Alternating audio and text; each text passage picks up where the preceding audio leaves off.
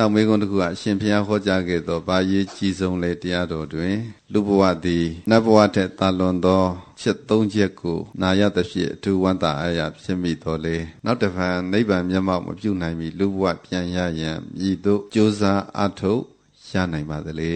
ဆိုလိုတာလူဘဝကိုရအောင်ဘယ်လိုပြန်လုပ်ရမလဲပေါ့ဘိန်းတို့အခုရနေတဲ့လူဘဝရဲ့တန်ဖိုးဒီတန်ဖိုးတွေကိုတကယ်သိရှိနားလေတဲ့သူသည်ဘဝတန်ဖိုးရှိအောင်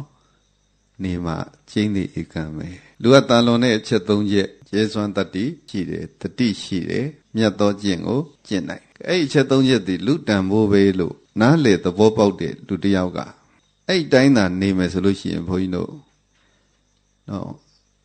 နိဗ္ဗာန်တော်မှရောက်နိုင်ပါလေဆိုတော့လူပြန်မဖြစ်เสียအကြောင်းမရှိဘူး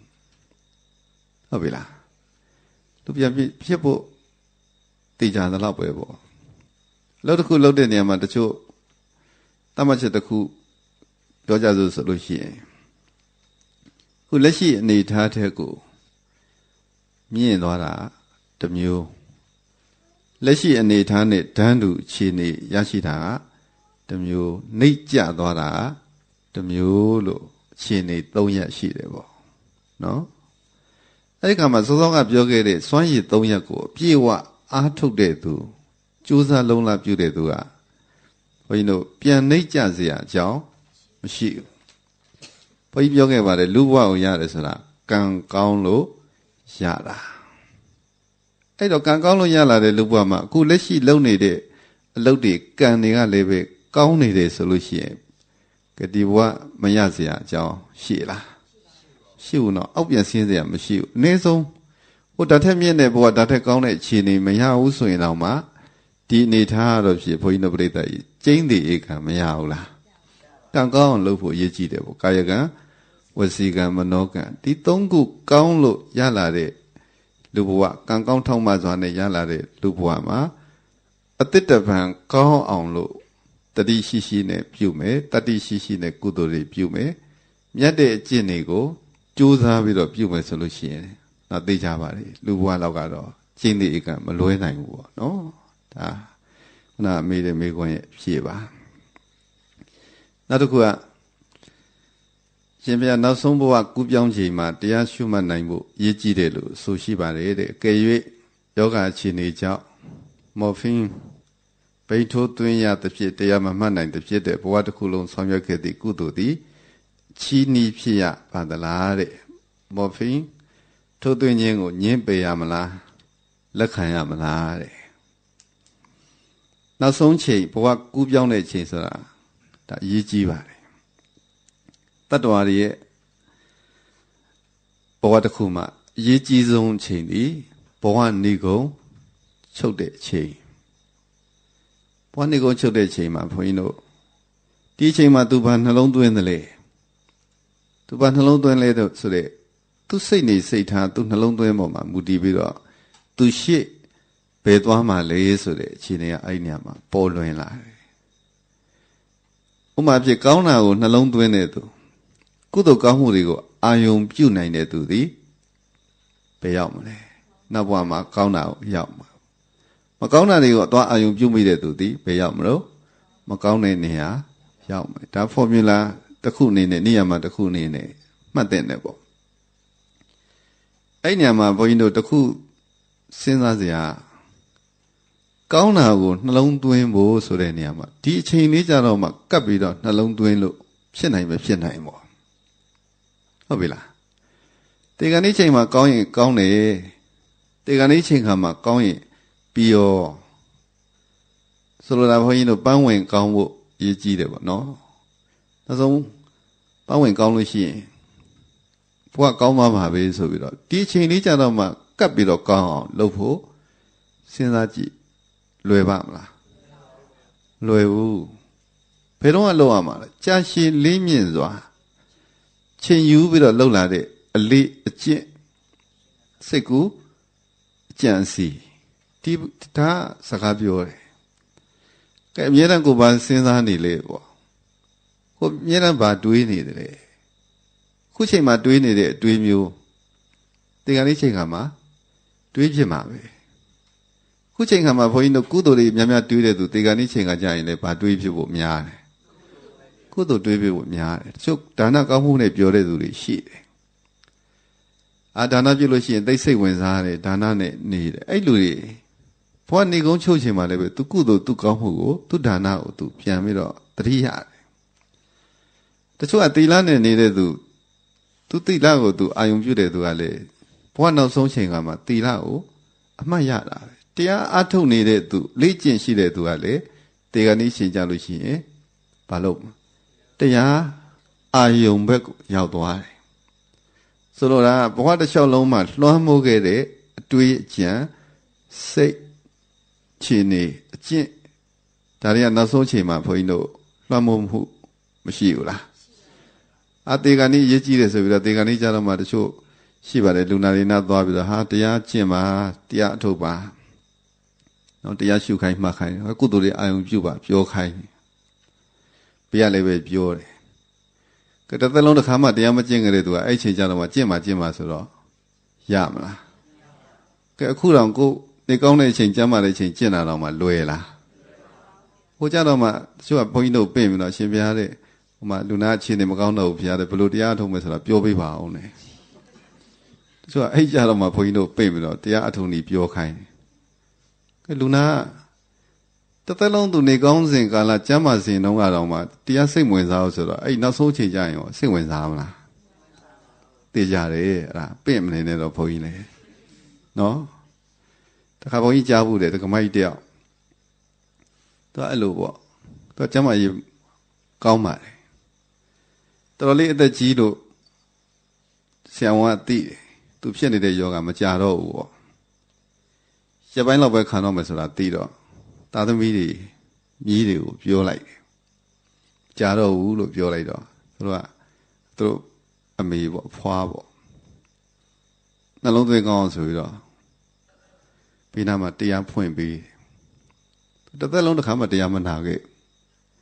တရားဖွင့်ပြီးတော့အဲ့ဒီကမရဘာပြောလို့ဆိုနင်တို့ကိုယ်နန်းကြီးလိုက်တာတချင်းလေးပါလေးဖွင့်တော်သေးတယ်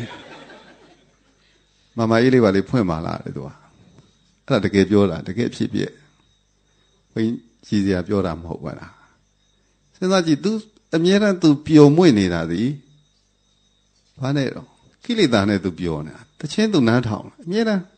ဒါပဲအာယုံပြုနေလို့တေကန်လေးကြတော့မှတရားတော့ဖွင့်တော့ကျစိတ်တော်ညစ်အောင်ပဲဘုန်းကြီးထင်တယ်နော်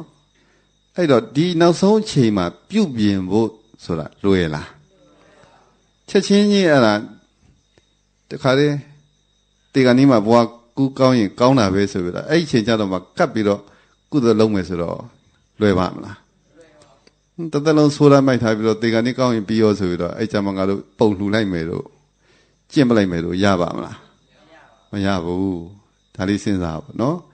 အဲ့ဒီနောက်ဆုံးချိန်အရေးကြီးတယ်ဆိုတာထက်ဘဝတစ်လျှောက်လုံးအရေးကြီးတယ်လို့ခံယူထားနိုင်တော့ပုံမကောင်းလားကဲအဲ့လိုနှလုံးသွင်းဖို့ကောင်းပါတယ်နော်အဲ့ဒါမှအဲ့ဒါဆိုလို့ရှိရင်တော့ဘုန်းကြီးတို့တကယ်အရေးကြီးတဲ့သဘောပေါ့တကယ်လို့ယောဂအခြေအနေကြောင့်တဲ့မော်ဖင်းသွင်းရမယ်ဆိုလို့ရှိရင်တရားမမှတ်နိုင်တဲ့ဖြစ်တဲ့ဘဝတစ်ခုလုံးဆောင်ရွက်ခဲ့တဲ့ကုသိုလ်သည်အချီးနှီးဖြစ်ပါသလားကုသိုလ်ကတော့ချီးနှီးမဖြစ်ပါဘူးကုသိုလ်ချီးနှီးမဖြစ်သလိုအကုသိုလ်ကလည်းချီးနှီးမဖြစ်ဘူးဟုတ်လားကုသိုလ်ကလည်းသူ့အကျိုးသူပေးမှာပဲအကုသိုလ်ကလည်းသူ့အကျိုးသူပေးမှာပဲဒီတော့ဆေးထိုးသွင်းတာမထိုးသွင်းတာတောင်းပြီးတော့ပြဿနာမရှာနဲ့ပေါ့နော်ရည်ကြည်တာကိုဘလောက်ကောင်းလဲဆိုတာရည်ကြည်တယ်လိုအပ်တာဘုန်းကြီးတို့ကောင်းဆုံးကတော့ဖြစ်တဘာဝအတိုင်းတည်ခြင်းကိုရင်ဆိုင်နိုင်တာတော့ကောင်းဆုံးပေါ့တဘာဝအတိုင်းရင်ဆိုင်နိုင်ဖို့အတွက်ဆိုလို့ရှိရင်ဘာလို့ထားကောင်းလဲဆိုလို့ရှိရင်တရားကျင့်ထားတာကောင်းတယ်တောကပရိဒေဝစိုးရင်တယ်တေကန်လေးချိန်ခါမှာလူတွေစိုးရင်ကြတယ်ငါဘယ်ရောက်မလဲဘယ်သွားရမလဲပေါ့ငါဒီဘဝတည်လို့ရှိရင်ဘာများသွားဖြစ်မှာလဲစိတ်မပူလားစိတ်ပူတယ်အဲ့မှာစိတ်ပူကြတယ်ဆိုတာတသက်လုံးကောင်းတဲ့သူတွေကပူရတာလားမကောင်းတဲ့သူတွေကပူရတာမကောင်းတဲ့သူတွေပူရတာအကုသိုလ်များတဲ့သူတွေအဲ့ဒီချိန်ခါမှာသိပ်ပူတယ်ကုသိုလ်ကောင်းမှုတွေများတဲ့သူတွေကဘုန်းကြီးတို့ပြိဿကြီးဘယ်ချိန်မှ မပူဝအောင်တတ္တိရှိတယ်ကုသိုလ်ကတတ္တိပဲကုသိုလ်ပြုတဲ့သူကတတ္တိရှိတယ်နောက်ဘဝမကလို့ဘာကြီးဖြစ်နေပေါ့ကိုလှုပ်ထားတာတွေကောင်းတယ်ကိုမှကုသိုလ်တွေရှိတယ်ဆိုလို့ရှိရင်ရှေ့ဘဝမှာဘယ်သူကကြိုကုသိုလ်ကောင်းမှုတွေကကြိုနေမှာပဲကောင်းကျိုးချမ်းသာတွေကကြိုနေမှာပဲဒီယုံကြည်ချက်ခိုင်ခိုင်မြဲမြဲရှိတဲ့သူဒီသိရမှာကိုမကြောက်ပူစရာလည်းမလိုဘူးပေါ့တော့ဒီအချိန်လေးမှာဘုန်းကြီးတို့ကိုမသိလိုက်လို့သူကသူစေးသွင်းပါသွင်းပေါ့ကိုသိနေတဲ့အချိန်ခါမှာကုသိုလ်စိတ်ဖြစ်နေဖို့အရေးကြီးပါတယ်ဟုတ်ပြီလားမသိတော့တဲ့အချိန်ကိုဘာမှမတတ်နိုင်တဲ့အနေအထားကိုဒါဘုန်းကြီးတို့မပြောလို့ပါဘူးဖြစ်နိုင်လို့ရှိရင်တော့သွင်းတာနဲ့မသွင်းတာနဲ့ဆိုလို့ရှိရင်မသွင်းတာပိုကောင်းတယ်သဘာဝအတိုင်းပေါ့တော့စေပညာရလေးပဲဒါခုခေတ်မှာဒါယောဂဝိညာဉ်ခံစားရတာမကြည့်ရလို့သူမှတိတ်ပြင်းထန်ခံစားနေရတာတွေတတ်တာအောင်ဆိုပြီးတော့ဒီယူဆဒီအချိန်မှာမှန်တယ်လို့ပြောကြပြီပဲလို့နောက်တစ်ချိန်ကြာလို့ရှိရင်ဒီယူဆမှားတယ်ဆိုတာလေးပဲဖြစ်ချင်းဖြစ်အောင်ပါရည်ကြည်တာတဘာဝအတိုင်းနေတဘာဝအတိုင်းသိတာကောင်းတယ်ဒီအချိန်လေးမှာဘုန်းကြီးတို့တိတတိရှိတဲ့အချိန်လေးမှာနောက်ဆုံးချိန်လေးကိုအတိတတိတိကုသိုလ်ဘက်ကိုညွတ်ထားဖို့ကုသိုလ်တွေကိုအာယုံပြုဖို့အရေးကြီးတယ်ဟုတ်ပြီလားကိုမတတ်နိုင်တဲ့ကိစ္စတွေတော့တွားပြီးတော့ကြိုမစင်းစားတယ်ပေါ့ကိုတတ်နိုင်တာကိုတတိရှိတဲ့အချိန်ထိကိုသိနေတဲ့အချိန်ထိကိုပါအာယုံပြုရမယ်ကုသိုလ်ကောင်းမှုတွေကိုအာယုံပြုတာကောင်းဆုံးနော်နောက်တစ်ခုမိမိစရိုက်နဲ့တင့်တော်သောကမ္မထာများသည်ဝိပဿနာကျင့်ရတယ်ထောက်ကူပေးပါသလားဖေရတဲ့ဥမာရာဂစရိုက်ရှိသူသည်အတုပကမ္မထာနဲ့ကာယကတာတတိကမ္မထာနဲ့တင့်တော်သည်ဟုကြားဘူးပါသည်ဖေရတဲ့ဒါထောက်ကူဖြစ်ပါတယ်ထောက်ကူဖြစ်တယ်ဆိုတာကမ္မထာမှန်သမျှသည်စိတ်ကိုစင်ကြယ်စေတဲ့လုပ်ငန်းစိတ်ကိုတည်ငြိမ်စေတဲ့အလုပ်နောက်ဆုံးယုံ nant ဓမ္မတွေကိုရှုပွားတဲ့နေရာမှာအထောက်ကူပေးပါတယ်ဒီမှာသူပြထားတာဘုန်းကြီးတို့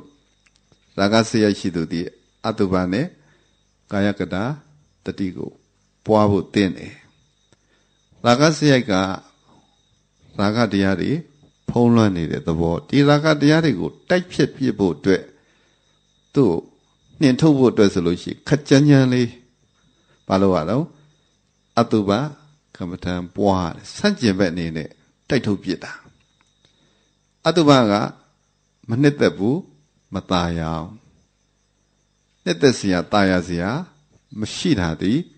အတုပနှစ်သက်တွေ့တာနေတာကရာဂဥပမာဖြစ်လူတယောက်ကိုချစ်ခင်နှစ်သက်တဲ့သူတယောက်ကိုဘုန်းကြီးတို့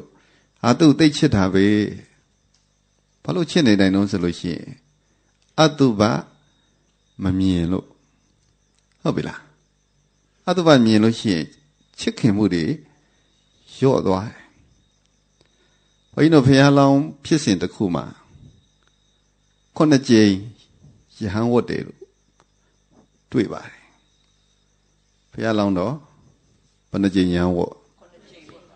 9 ကြိမ်ယဟန်ဝတ်တယ်စံချိန်ပဲ9 ကြိမ်ဝတ်တယ်ဆိုတဲ့အဓိပ္ပာယ်ကသူ6 ကြိမ်လူပြန်ထွက်တယ်ဆိုတဲ့စကားပေါ့ဟုတ်ပြီလားအကြိမ်များများဝတ်တယ်ဆိုတာအကြိမ်များများထွက်မှဝတ်လို့ရတာဘုန်းကြီးတို့တစ်ကြိမ်ပဲဟုတ်ပြီလားငယ်ပြူဆရာတော်တန်ဃာတော်တွေကဘယ်နှကြိမ်လဲတစ်ကြိမ်ပဲပြန်မထွက်တော့တစ်ကြိမ်နဲ့ပြီးသွားတယ်9 ကြိမ်တော့သူဝတ်နိုင်တယ်တို့10 ကြိမ်ဝတ်မယ်ဆိုပြီးတော့မလုံနဲ့နော်15 ကြိမ်ဝတ်မယ်ဆိုပြီးတော့မလုံနဲ့ပေါ့အဲ့မှာ9 ကြိမ်ရမ်းဝတ်တဲ့သဘောကသူပိုင်ဆိုင်တဲ့ပစ္စည်းကုဒ္ဒလပဏိတထင်ပါရဲ့သူ့နာမည်က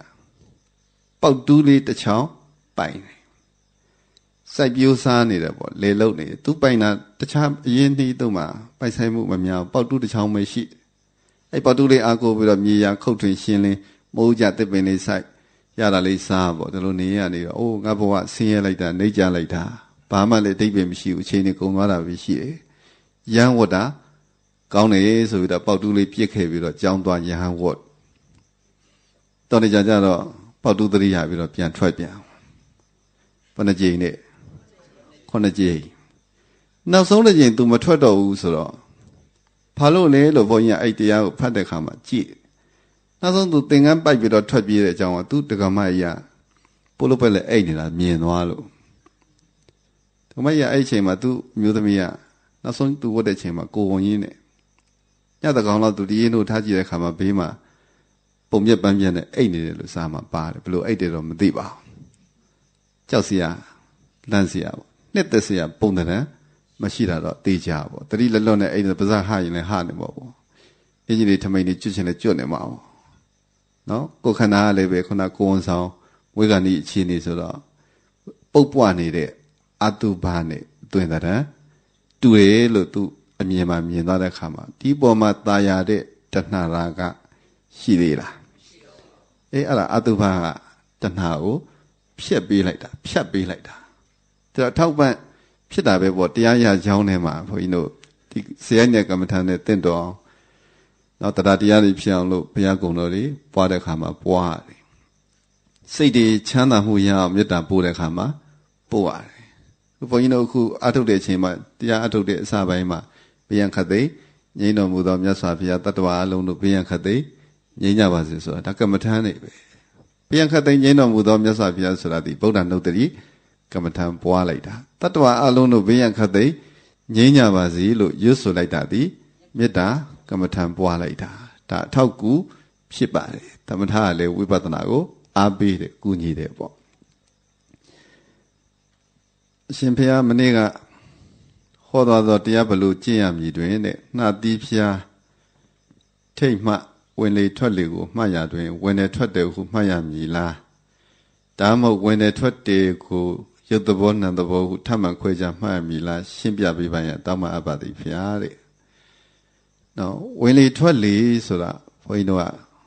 ဒီကမ္မထံအာယုံယူဖို့အတွက်လိုအပ်တဲ့အခြေအနေတစ်ခုပြောလိုက်တာပဲ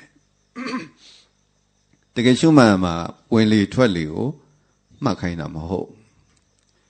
အဝင်ထွက်ကိုကြည့်ခိုင်းတာလည်းမဟုတ်ဝင်နေထွက်တယ်ဝင်နေထွက်တယ်ဒီလိုမှတ်ခိုင်းတာလည်းမဟုတ်ဘာမှမတော့ဝင်လေဝင်လာတဲ့ခြေနေကြောင့်ထွက်လေထွက်သွားတဲ့ခြေနေကြောင့်ကိုယ်မှာဖြစ်ပေါ်လာတဲ့ယုံနံသဘောကိုကြည့်ခိုင်းတာနော်တိတိကျကျပြောလို့ရှိရင်အဓိကကြည့်ရမှာဒီဘာကြည့်ရမလဲယုံနံဒီယုံနံကိုမြင်သာထင်သာတဲ့ခြေနေတစ်ခုကိုဝင်လေထွက်လေနဲ့ဒါနေရာတစ်ခုပြလိုက်တာပေါ့ဝင်လေထွက်လေမဟုတ်ဘဲနဲ့ဘုန်းကြီးတို့ခုနက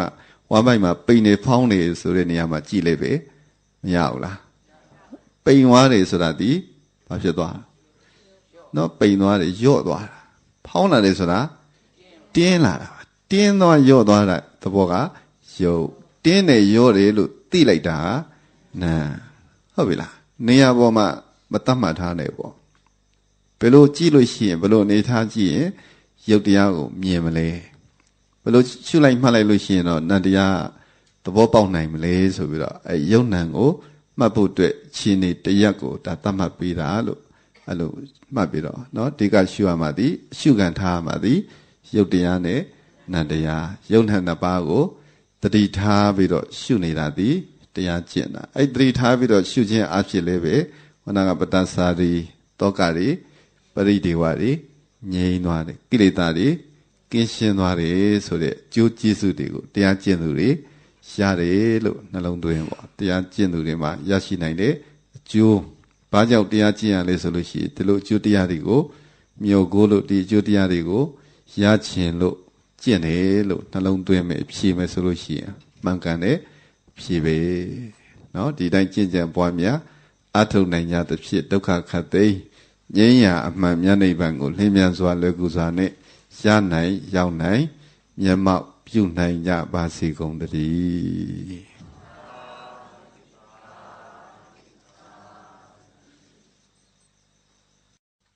ဆရာတော်ဘုရားနိဗ္ဗာန်ကိုရောက်ဖို့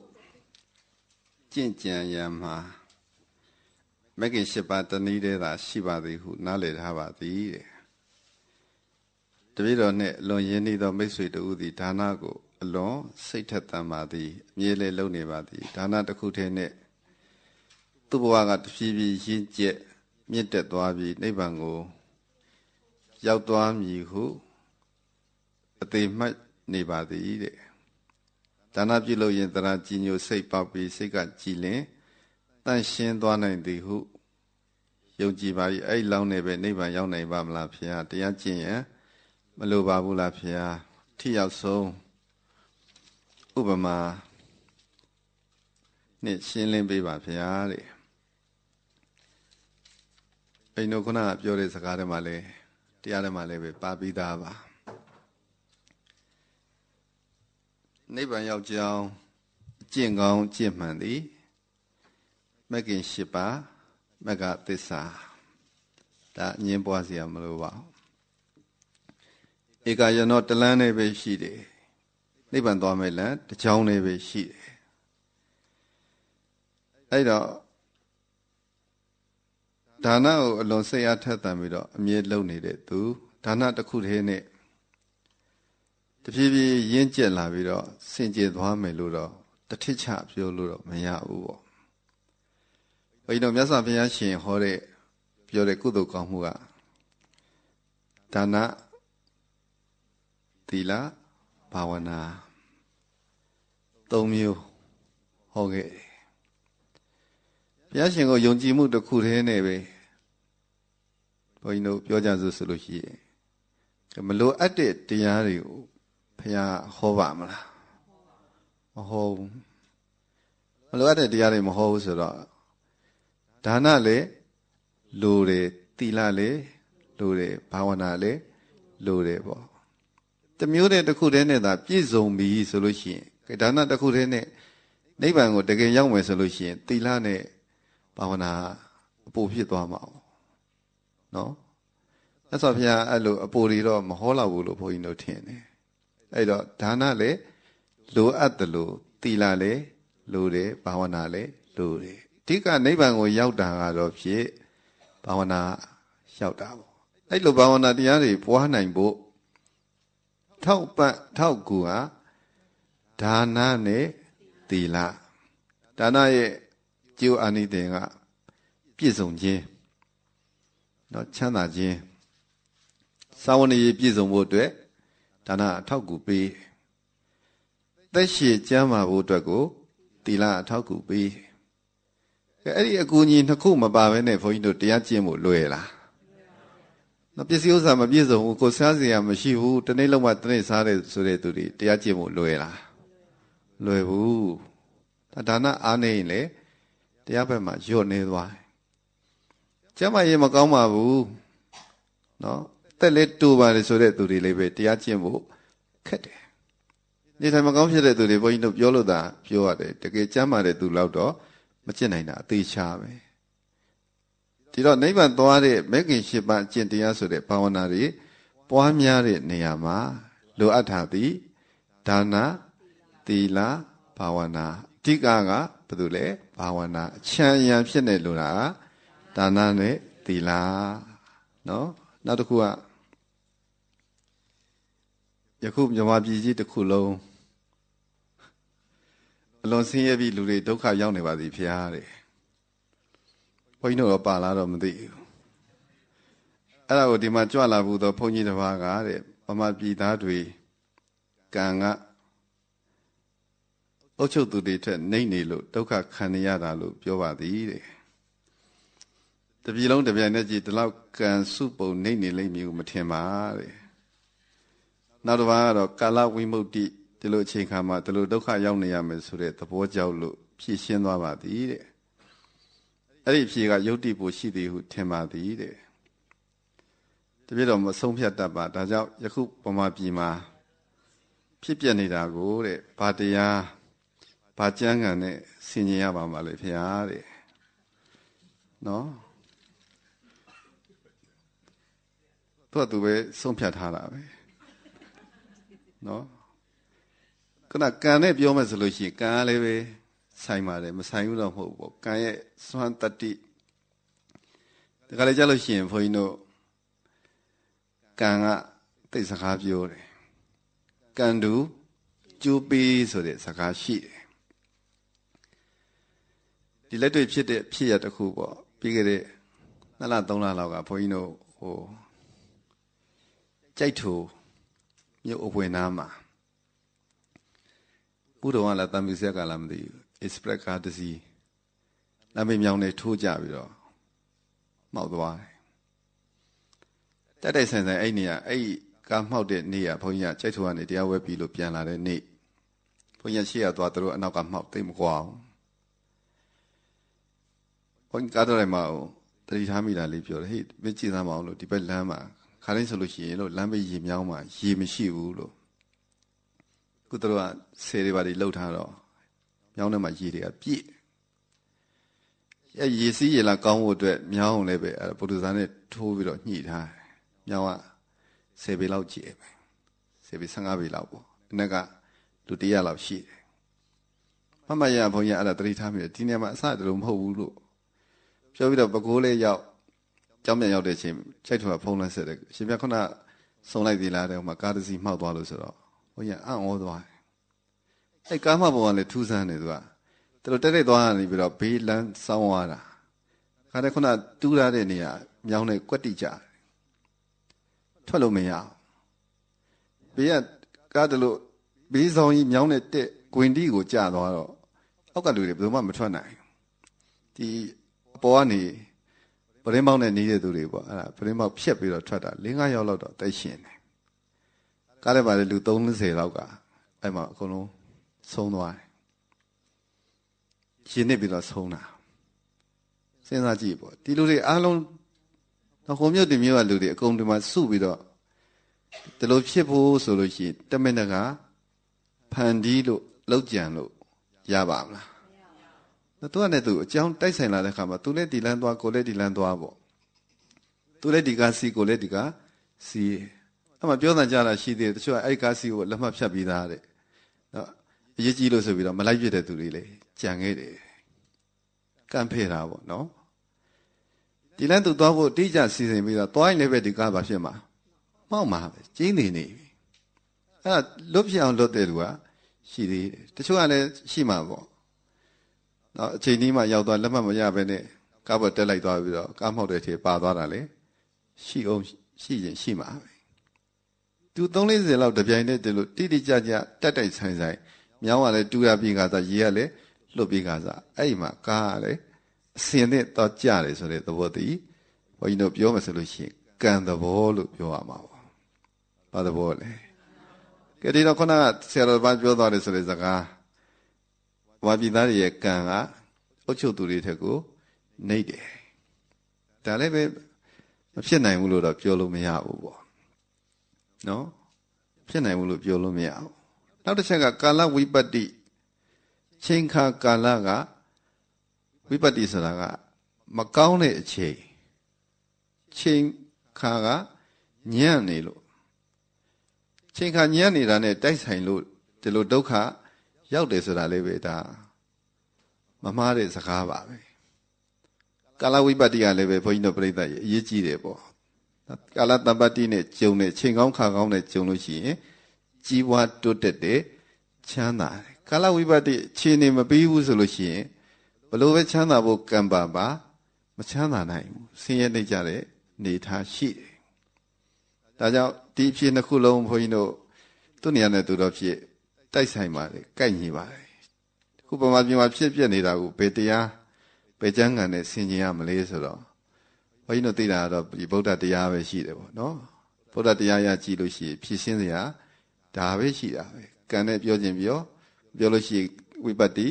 တပ္ပတ္တိတွေနဲ့ပြောရင်ပြောပေါ့ဒီလိုမှမဟုတ်လို့ရှိရင်တခြားကျမ်းဂန်တွေဒီကဘာရဲ့ရှင်တွေပေါ့စီးပွားရေးလူမှုရေးအနေထားအချုပ်တဲ့ဤစနစ်ဒါတွေနဲ့ဒါပြောခြင်းလည်းပဲပြောပေါ့ရှင်နေရရချောက်အကြောင်းအရာတစ်ခုပြည့်စုံအောင်မြင်တယ်တိုးတက်တယ်ဆိုတာဒီခြေနေတစ်ခုတည်းနဲ့တော့မဖြစ်နိုင်။ပတ်ဝန်းကျင်အခြေနေတွေအများအပြားပါလို့ရှိရင်ဘုန်းကြီးတို့ပြိတ္တာဘေးကနေပြီးတော့ခြံရထောက်ပံ့အကြောင်းတွေဝိုင်းဝန်းပြီးတော့စုပေါင်းညီညွတ်သွားလို့ရှိရင်အကောင်းတွေလေကြုံနိုင်တယ်ပေါ့။တခါလေကြားလို့ရှိရင်အဆိုးကြုံတယ်ဆိုတဲ့နေရာမှာလည်းပဲအကြောင်းတစ်ခုတည်းနဲ့ဖြည့်ရှင်းလို့မရအောင်။ဒီအဆိုးတရားဖြစ်လာဖို့အတွက်ကိုအချမ်းရထောက်ပံ့အကြောင်းတရားတွေအများကြီးမပါဘူးလားပါတယ်ဟိုချက်ဒီချက်ဟိုချက်ရှာကြည့်လိုက်လို့ရှိရင်အပြစ်ပြစရာလေးတွေပြောစရာလေးတွေအများကြီးရှိတယ်ပေါ့ဆိုးတယ်ဆိုပြီးဆိုရင်လည်းပဲကောင်းတယ်ဆိုရင်လည်းပဲဒါကြောင့်ကောင်းတယ်လို့ပြောစရာတွေအများကြီးရှိတယ်နိုင်ငံတစ်ခုအနေနဲ့လူပေါင်းများစွာအနေနဲ့မကြည့်နဲ့ပေါ့သူတယောက်တည်းကိုပဲဘုန်းကြီးတို့ကြည့်ပြောကြစို့ဆိုရင်ဒီလူတယောက်ကြီးပွားတိုးတက်တဲ့ချမ်းသာတယ်ဆိုတာဒီတစ်ချက်တည်းကောင်းအောင်နဲ့ရပါမလားမ ရဘူးသူကြီးပွားတိုးတက်ဖို့ချမ်းသာဖို့လိုအပ်တဲ့ချက်တွေတော်များများပြည့်စုံနေလို့ကြီးပွားတိုးတက်တာချမ်းသာတာပေါ့ဟာဒီလူတွေဆင်းရဲနှိမ့်ချနေတယ်ဒီလူတယောက်မွဲတင်နေတယ်ဆိုတာလေးပဲအကြောင်းတစ်ချက်တည်းနဲ့ပြောလို့မရဘူးသူ့မှာချွင်းရင်းချက်အားနည်းချက်တွေရှိလိမ့်မယ်ပေါ့နော်အကြောင်းပေါင်းစုံလာတဲ့အခါမှာအကြောင်းတရားတွေအများပြားတိုက်ဆိုင်လာတဲ့အချိန်ခါမှာဒီလိုဖြစ်တတ်တယ်ဆိုလို့ရှိရင်ဒါဘုန်းကြီးတို့ဘုရားဟောတဲ့ကျမ်းဂန်တွေလေးပဲညီညွတ်သွားပါလိမ့်မယ်လောကအနေထားနဲ့လေးပဲကန့်ညီပါလိမ့်မယ်နောက်တစ်ခုကဒါတပိုင်းကြီးပါလားဆရာတော်ဘုရားတပည့်တော်မှလျှောက်ထားအပ်ပါသည်တဲ့တရားမြန်ရကြောင်း၌ဝိပဿနာအစတံဝေကားဟုဆိုတာဟောရဗုဒ္ဓရှိပါသည်ဘုရားတဲ့တံဝေကမပါပဲတရားထိုင်တဲ့အခါကောင်းတဲ့ခါကမမတ်လေးထိုင်နိုင်ခဲ့ပါသည်တဲ့တံဝေကလေးများနဲ့ရှုမှတ်သောအခါခေါင်းလည်းမခိုင်ခါလည်းရန်ရပါသည်တဲ့ပုံစံကြည့်မလားဖြစ်ရသည်မှာအမှန်ဖြစ်ပါသလားဘုရားတဲ့ရှင်ဘုရားရဲ့တန်ဝေကတရားများတပည့်တော်တို့အားဟောကြားပေးတော်မူပါဘုရားတဲ့ဒီတန်ဝေကဆိုတာတော့နိဗ္ဗာန်ရောက်ကြောင်းပေါ့နေဆုံးသောတပတ္တိမဲ့သောတပတ္တိဖို့မဲ့ဖို့ရဖို့အတွက်အဓိကအကြောင်းသည်တန်ဝေကပဋ္ဌာနာနီးစွာသောအကြောင်းရင်းသည်တန်ဝေကမဲ့ညာရဲ့နီးစွာသောအကြောင်းရင်းဒါနီးကပ်နေတဲ့အကြောင်းဟာတန်ဝေကနီးကပ်တဲ့အကြောင်းဆိုတော့ဝေးတဲ့အကြောင်းတွေလည်းရှိအောင်မှာပေါ့ဒါနီးကပ်ထောက်ပံ့ပေးလိုက်တဲ့အကြောင်းကတန်ဝေကဆိုတော့တန်ဝေကရှိတဲ့သူကတရားအလုပ်ဖြစ်တယ်တန်ဝေကမရှိတဲ့သူကတရားအလုပ်ကိုမလုပ်ဖြစ်ဘူးတန်ဝေကဆိုတာကြောက်ရွံ့ထိတ်လန့်ခြင်းနဲ့ရှင်တဲ့သိဉာဏ်သည်တာမန်သိဉာဏ်မဟုတ်ဘူးကြောက်ရွံ့ခြင်းထိတ်လန့်ခြင်းတွေနဲ့ရှင်တဲ့အသိဉာဏ်ဘာတွေကြောက်တာတော့ဒုက္ခဆင်းရဲတဏ္ဍရာဝေါဒီသဘောတရားတွေကိုကြောက်လန့်နေတဲ့အသိဉာဏ်ကိုတန်ဝေကနော်အဲ့တော့ဒီဒုက္ခဆင်းရဲတွေကိုမကြောက်ဘဲနဲ့ဒီတဏ္ဍရာဝဆင်းရဲသဘောတရားတွေကိုအိုခြင်းနာခြင်းသိခြင်းတရားတွေကိုမကြောက်ဘဲနဲ့မကြောက်တဲ့သူသည်တရားအလုပ်ကိုလုပ်ဖြစ်ဖို့ဆိုတာခဲရင်ဘာလို့တရားလုပ်နေကြတော့ကြောက်လို့ပေါ့တရားထုတ်နေတဲ့သူတွေမေးကြည့်အကြောင်းအရာတစ်ခုခုကြောက်เสียတစ်မျိုးမျိုးထိတ်လန့်เสียတစ်မျိုးမျိုးတိုင်ဝင်ကဖြစ်เสียတစ်မျိုးမျိုးကြုံလို့ကျင့်နေကြတဲ့သူတွေများတယ်အလောကမှာနေတဲ့ခါမှာဘာမှကြောက်เสียလန့်เสียလည်းမမြင်ဘူးဆင်းရဲဒုက္ခတွေလည်းမမြင်ဘူးဆိုတဲ့သူတွေဘုန်းကြီးတို့တရားကျင့်မှာဆိုလို့ကျင့်ခိုင်းလို့ရမလားမရဘူးသူ့တက်မလိုအပ်ဘူးဖြစ်နေတာတကယ်ကြည့်လို့ရှိရင်တန်ဝေကဖြစ်เสียသည်အဝေးကအကြောင်းတွေလည်းရှိတယ်လို့ဘုန်းကြီးတို့အနီးမှာရှိနေတဲ့ဒီခန္ဓာကလည်းပဲတန်ဝေကဖြစ်เสียပေါ့ဒီခန္ဓာကဘုန်းကြီးတို့အမြဲတမ်းနှိမ့်ဆက်နေတယ်အမြဲတမ်းဆင်းရဲနေတယ်တဏှာကြီးလောက်တောင်မှချမ်းချမ်းသာသာငြိမ်ငြိမ်ချမ်းချမ်းလေးနေခွင့်မပေးဘဲနဲ့နှိမ့်ဆက်နေတဲ့ခန္ဓာသည်ကြောက်เสียထိတ်လန့်เสียမကောင်းလားအမြဲတမ်းကိုယ်ဒုက္ခပေးနေတဲ့လူတစ်ယောက်နဲ့နေရတယ်လို့ပဲခန္ဓာရတာဒီအပြင်ကလူတွေဘုန်းကြီးတို့ဒုက္ခပေးတယ်နှိမ့်ဆက်တယ်ဆိုတာနော်ချိန်ကကာလရှိသေးတစ်ချိန်လုံးဒုက္ခမပေးနိုင်တစ်ချိန်လုံးအနာကပ်နေပြီးတော့အမြဲတမ်းဒုက္ခပေးနိုင်တာဒီဘယ်သူပဲရှိဒီခန္ဓာပဲရှိဒီခန္ဓာကြီးရဲ့သဘောတရားကိုအဲ့လိုမြင်တဲ့သူမှာဘာပေါ်လာတော့တန်ဝေကပေါ်တယ်တန်ဝေကပေါ်လို့ရှိရင်တရားကျင့်တဲ့နေရာမှာနော်ထိတ်လန့်မှုနဲ့ရှင်တယ်ကြောက်လန့်မှုနဲ့ရှင်တယ်ဆိုတော့နောက်ကနေတွန်းအားလေးတစ်ခုရနေတော့တရားကျင့်ရတာပို့ပြီးတော့မြန်ပါတယ်ပို့ပြီးတော့လည်းပဲအထုဖြစ်တယ်ဒါမဲ့လည်းဒီမှာစာရေးလျှောက်ထားတဲ့သူကတန်ဝေကမပါဘဲနဲ့တရားထိုင်တဲ့ခါတဲ့ခေါင်းနဲ့ခါကမမတ်လေးထိုင်နိုင်ခဲ့ပါသည်တဲ့အဲ့ဒါဘုန်းကြီးနဲ့တိတ်နားမလဲဘူးတန်ဝေကဆိုတာသူကလေးချိန်တစ်ခုလို့ထင်လာတော့မသိဘူးနော်တန်ဝေကမပါဘဲနဲ့ထိုင်တဲ့ခါမှာခေါင်းနဲ့ခါမတ်နေတယ်တန်ဝေကပါတဲ့ခါကျလို့ရှိရင်ခေါင်းနဲ့ခါ ခေါင်းလေးမခိုင်ခါလေးရိုင်ခဲ့ပါသည်ဖေအားလေနော်ဒါတန်ခါနဲ့တော့မဆိုင်ပါဘူးကိုယ့်ရဲ့စိတ်ချနေပေါ့ကိုယ့်ရဲ့စိတ်ချနေကိုဒီတရားပေါ်မှာတိတ်ကိုလိုလားတဲ့စိတ်လိုချင်တဲ့စိတ်တရားတရားတွေထက်တဲ့တန်တန်ဖြစ်နေလို့ရှိရင်လူကတက်ကြွတယ်ကုသိုလ်စိတ်တွေများနေတဲ့အခါမှာတက်ကြွနေတဲ့အချိန်ခါမှာလူကဘုန်းကြီးတို့တရားထုတ်ဖို့ဝန်မလေးကုသိုလ်ရဲ့သဘောကအပေါ်တက်တယ်အကုသိုလ်ကအောက်ဆင်းတယ်ဒီလိုတရားကုသိုလ်ကောင်းမှုလုပ်တဲ့နေရာမှာတိတ်တက်ကြွနေပြီလန်းဆန်းနေပြီဆိုလို့ရှိရင်လန်းဆန်းဆန်းနဲ့အာဘတရားသူလုပ်နေတယ်ဆိုလို့ရှိရင်သူ့မှာတရားတရားကတိုက်တွန်းပြီးတော့ကုသိုလ်ရဲ့အစွမ်းတတ္တိတွေပေါ်လာတယ်တရားတရားနဲ့အာမထုတ်ခြင်းမှုမရှိခြင်းမှုဆိုတဲ့ခါကြလို့ရှိရင်ဘာဖြစ်သွားလူကရိုင်နေပြီးတော့အဲ့ဒါပျော့ခွေနေဘာနဲ့ဆိုင်တော့စိတ်အင်အားနော်ဒီကိုယ်ရဲ့အနေအထားသည်စိတ်အင်အားပေါ်မှာလည်းပဲအခြေခံတယ်စိတ်ဓာတ်ကတက်ကြွလန်းဆန်းနေလို့ရှိရင်ကိုယ်လည်းပဲခုနကလို့ခါလေဖြောက်တယ်ခေါင်းလည်းမတ်တယ်ပေါ့စိတ်ကအားနေနေတယ်စိတ်မပါလက်မပါဖြစ်နေတယ်ဆိုလို့ရှိရင်ခါလေရိုင်မယ်ပေါ့ခေါင်းလည်းမခိုင်ဘူးဖြစ်နေမယ်ပေါ့ဟုတ်ပြီလားဒါတာဝန်ကနဲ့မဆိုင်ဘူးဘာနဲ့ဆိုင်တော့စိတ်ချနေကိုယ့်ရဲ့တရားတရားကိုယ့်ရဲ့ယုံကြည်ချက်ဒီတရားလုပ်ပေါ်မှာဘလောက်ယုံကြည်သလဲကိုရှိပွားတဲ့တရားပေါ်မှာဘလောက်လေးနဲ့ထားသလဲနော်ဒီပေါ်မှာအခြေခံပြီးတော့ခုနကိုနေကိုထားဆိုတာဘုန်းကြီးတို့ထူးခြားချက်တွေဖြစ်လာတာနောက်စေတနာကံကျိုးပေးစော9ချက်နဲ့ဆက်ဆက်နေတဲ့အဟောတိကံဆိုတာဘလို့အခြေအနေမျိုးပါလဲဖေဟာတဲ့အဲ့ဒီကံကဒါနသီလသမထဝိပဿနာ၄ခုလုံးနဲ့ဆက်ဆက်နေပါသလားဖေဟာတဲ့ရှင်းပြပေးပါတဲ့ဒါနတစ်ခုထဲနဲ့လေဆက်ဆက်နေပါသလားအဟောတိကံဆိုတာကအကျိုးပေးခွင့်မရှိတဲ့ကံကျိုးမပေးနိုင်လို့ကျိုးမပေးဖြစ်တဲ့ကံမျိုးအဟောတိကံလို့ခေါ်တယ်ဟောဒါဗမာစကားမှာလည်းပဲသုံးတယ်ဟာဒါလဟတအဟောတိကံဖြစ်သွားပြီအဟောတိကံဖြစ်သွားတယ်ဆိုတာအသုံးမဝင်တော့သူ့တဲ့အကျိုးရလဒ်တွေထွက်ပေါ်မလာတော့တဲ့ကံမျိုးကိုဘာခေါ်မလဲအဟောတိကံအကျိုးမပေးဘူးဘုန်းကြီးတို့ဟိုမှာလက်ညှိုးတွေဖြတ်တာရှင်အင်္ဂုလိမာလကဲလူပေါင်းများစွာသူလက်ညှိုးတွေလိုက်ဖြတ်နေတယ်လက်ညှိုး1000လောက်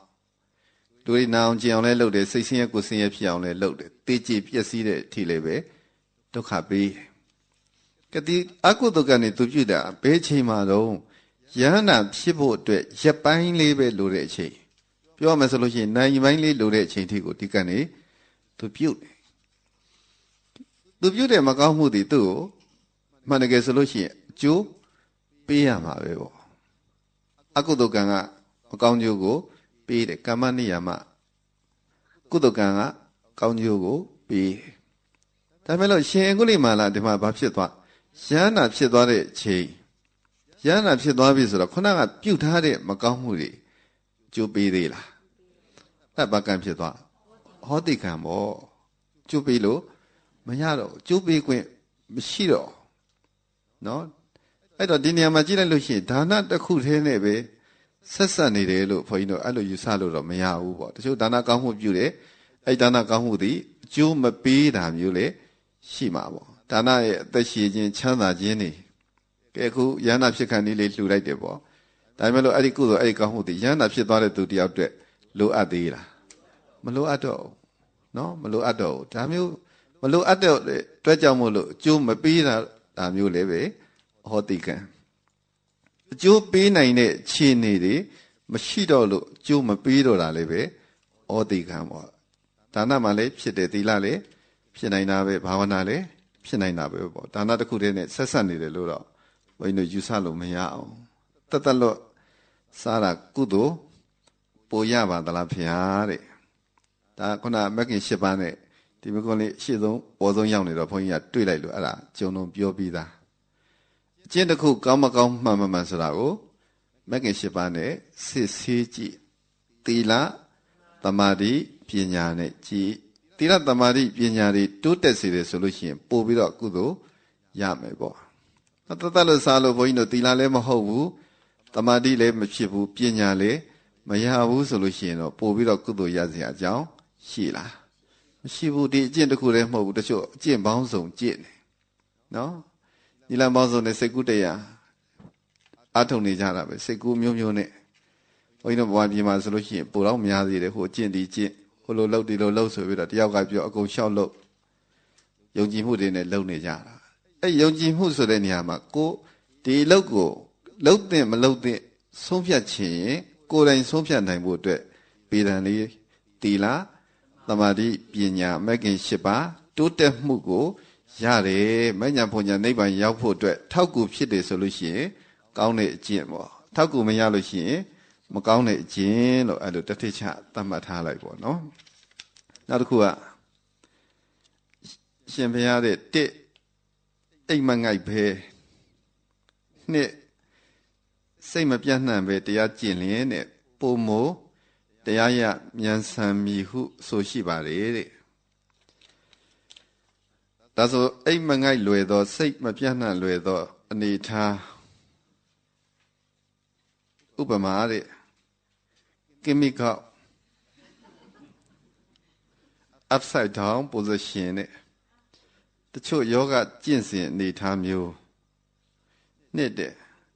underwater ရင်ငုတ်တာနော်ရောက်မှနေတာပေါ့နောက်တစ်ချက်ကအလန်တိုင်းထိတ်ဒါမှမဟုတ်လို့ရှိရင်မျောစင်တာဝါထိတ်ကျင့်လျင်တဲ့ concentration ပိုရလွယ်သဖြင့်တရားရမြန်နိုင်ပါလားအမိရှိပါတဲ့ခုနပထမတစ်ချက်ကတော့ဟုတ်တုတ်ပါအိမ်မငိုက်ပဲစိတ်မပြတ်နှံ့ပဲနဲ့တရားကျင့်လျင်တရားရတာပို့ပြီးတော့မြန်ဆန်တယ်ဒါတော့လက်မခံနိုင်စရာမရှိပါဘူးတရားမရနိုင်တဲ့အကြောင်းထဲမှာထိနာမိဒ္ဒတို့ဥဒိစ္စကုက္ကုစတို့ပါတယ်သူတို့ကတားဆီးနှောက်ရှက်တတ်တဲ့သဘောနိဝရဏတရားမရအောင်တားတယ်ပေါ့နော်တရားမရခြင်းအကြောင်းရင်းဆိုပြီးတော့ဘုန်းကြီးစောက်လေးတုတ်တော်ယောဂီတွေဖတ်ဖို့ရေးတယ်ရှိပါတယ်အဲ့အကြောင်းရင်း၅ချက်ထဲမှာဒါပါလေဆိုတော့အိမ်မငိုက်ပဲနဲ့စိတ်မပြတ်ပဲနဲ့ကျင့်သိချတယ်တရားရဖို့မြန်တယ်ဒါပေမဲ့လို့ဒီမှာအိမ်မငိုက်အောင်စိတ်မပြတ်အောင်ဆိုပြီးတော့ကိမိကထောင်ပြီးတော့ကျင့်မယ်ယောဂလိုကျင့်မယ်ဒါကတော့သိတဲ့ဘာဝမကြောက်ဟုတ်ပြီလားဒီအိမ်မငိုက်ယုံစိတ်မပြတ်ယုံနဲ့တရားရမလားဒါစဉ်းစားကြည့်ပေါ့အိမ်မငိုက်လို့ရှိရင်စိတ်မပြတ်လို့ရှိရင်တရားရတာကတော့အမှန်ပဲနော်အိမ်မငိုက်ယုံနဲ့စိတ်မပြတ်ယုံနဲ့တရားရပါမလားအဲ့လိုသာရလို့ရှိရင်မှတချို့ညလုံးပေါက်နေတဲ့သူတွေအကုန်တရားရကုန်ပြီပေါ့ဟုတ်ပြီလားရှင်နေကဘုန်းကြီးတို့တရားရတယ်တရားကျင့်နေဆိုတာဘာလဲဒီတတိပညာနဲ့အသိဉာဏ်တွေတိုးတက်အောင်အားထုတ်နေတာတရားအားထုတ်တယ်ဆိုတာဘုန်းကြီးတို့အသိဉာဏ်တွေရင့်တန်လာအောင်အသိဉာဏ်တွေအဆင့်တန်းမြင့်လာအောင်တတိရဲ့ပညာရဲ့ဝိရိယရဲ့ထပ်ထက်တတိပညာဝိရိယနဲ့ကျင့်နေတာကဲခုနကိမိကောက်ထောင်နေတယ်ဆိုတာဘုန်းကြီးတို့အိပ်မငိုက်တာတော့မှန်တယ်ပေါ့သူ့မှာကိမိကောက်ထောင်နေလိုက်ခြင်းအဖြစ်ဘာတတိမှလည်းမတူဘာပညာမှလည်း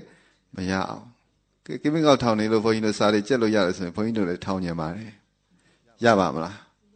မရဘူးတတိလည်းမတိုးတက်ဘူးပညာလည်းမဖြစ်ဘူးတမာတိလည်းမရနိုင်ကဲခုနအတူတူပဲပေါ့အနာဝါဒကြီးအောက်မှာနေတယ်ရေငုပ်နေတယ်ပေါ့ဟိုအလန်တိုင်းထိတ်တွေမျောစင်ထိတ်တွေတက်နေတယ်ဘယ်မှာပဲနေပါ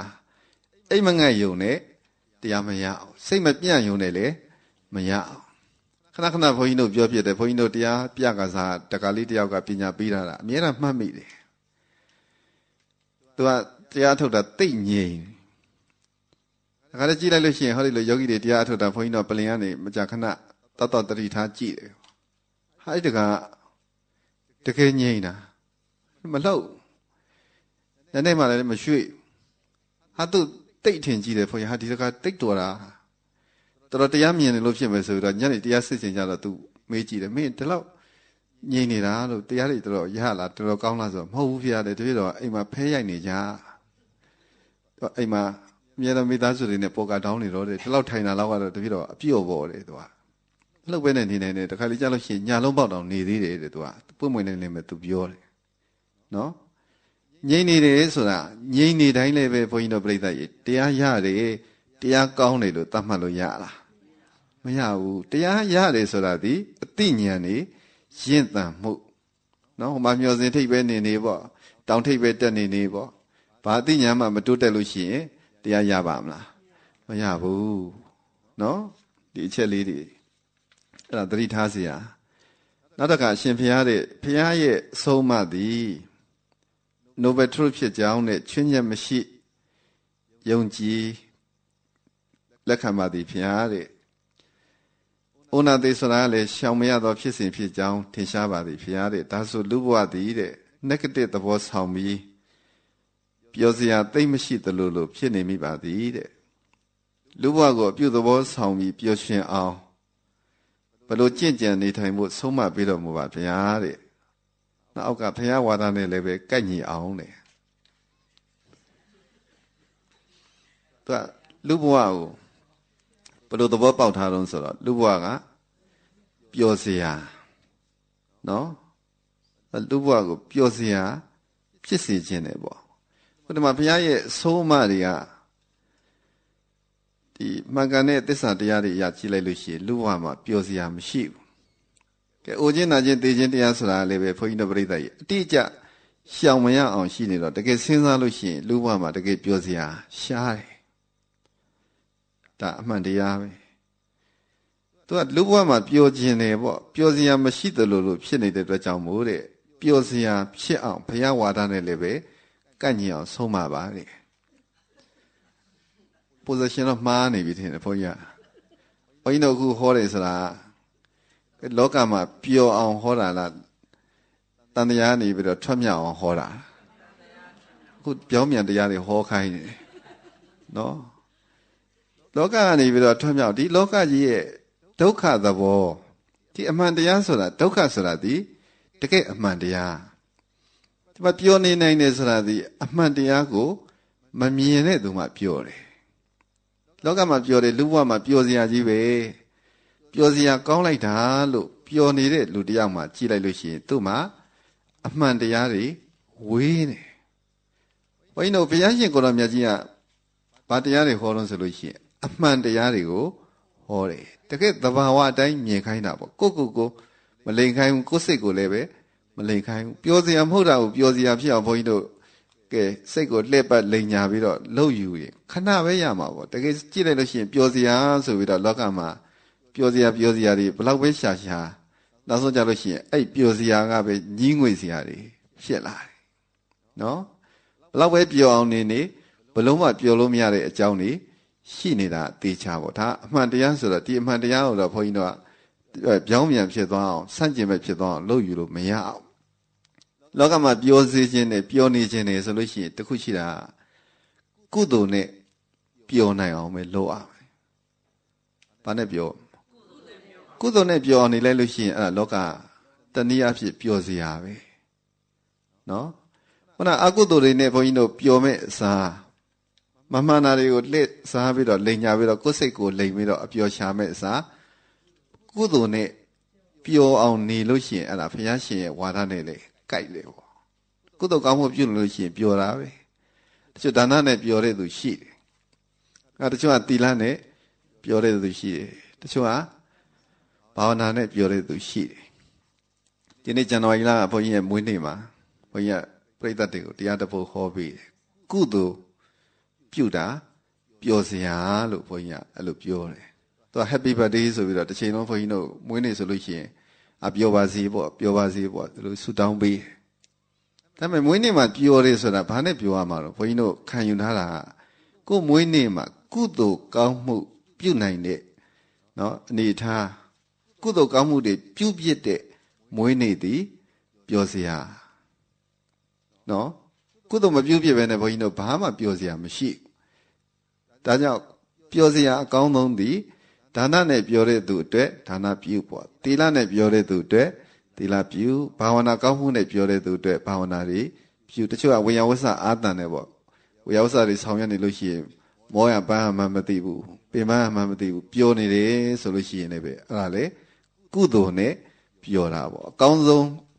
ပျော်ရွှင်စရာသည်ဘာနဲ့ပျော်တာပဲရှိလေကုသိုလ်နဲ့ပျော်တာပဲရှိတယ်ဟုတ်ပြီလားအဲ့လိုကုသိုလ်နဲ့ပျော်တဲ့အကျင့်ရလာလို့ရှိရင်တော့တဖြည်းဖြည်းနဲ့စိတ်ဓာတ်တွေကရှင်းတန်လာ